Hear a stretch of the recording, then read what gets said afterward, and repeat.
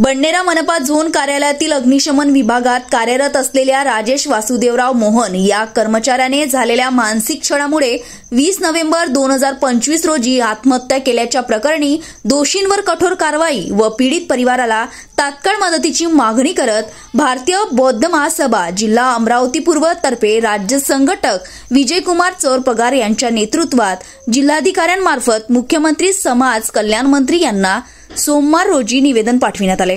अग्निशमन विभागातील संतोष केंद्रे पदप्रभारी अग्निशमन अधीक्षक व लक्ष्मण पावडे मुख्य अग्निशमन अधिकारी यांनी राजेश मोहन यांना सतत मानसिक छळ, जातीवाचक शिवीगाळ व कार्यस्थळी त्रास दिल्याचे त्यांनी मृत्यूपूर्वी एका चित्रफितीत सांगितले आहे। हा गंभीर त्रास झाल्यानेच 20 नोव्हेंबर रोजी सकाळी 10:30 वाजता राजेश मोहन यांनी विष प्राशन करून आत्महत्या केली असे निवेदनात नमूद आहे।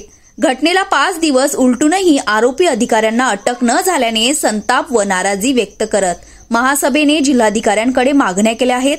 प्रकरण फास्ट ट्रॅक कोर्टात चालवून आरोपी अधिकाऱ्यांवर कठोर कारवाई करून फाशीची शिक्षा देण्यात यावी।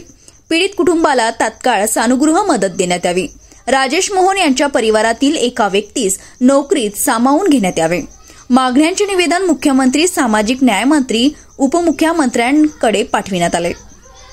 निवेदन देताना राज्य संघटक विजयकुमार चोरपगार, जिल्हाध्यक्ष पूर्व विभाग प्रकाश बोरकर, जिल्हा सरचिटणीस गणपतराव तिडके, पुरुषोत्तम वंजारी, अरुणकुमार आठवले, राहुल शेंडे, मेश्राम, शुभम तायडे, रवी गवई, नकुल नाईक, नयन मुंडे यांसह बहुसंख्येने भारतीय बौद्ध महासभेचे पदाधिकारी, कार्यकर्ते उपस्थित होते।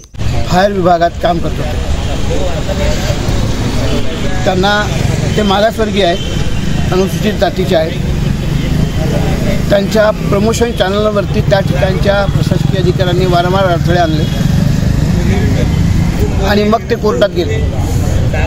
कोर्टात गेल्यामुळे हे जे अधिकारी होते हे चिडले आणि मग त्याला पुन्हा जातीवाचक शिवीगाळ आणि अनेक मुद्द्यावरती सतत छळत राहणे, चूक नसली तरी चूक असल्याचं दाखवणे, डॉक्युमेंटरी त्याच्या विरोधात करणे असे प्रकार चालू केलेले होते। नेमकं कारण काय होतं? त्याला प्रमोशन मिळालेलं होतं, ते प्रमोशन यांनी नाकारलं आणि ते नाकारल्यानंतर ते चिडले, त्याला प्रमोशन द्यायचं नव्हतं।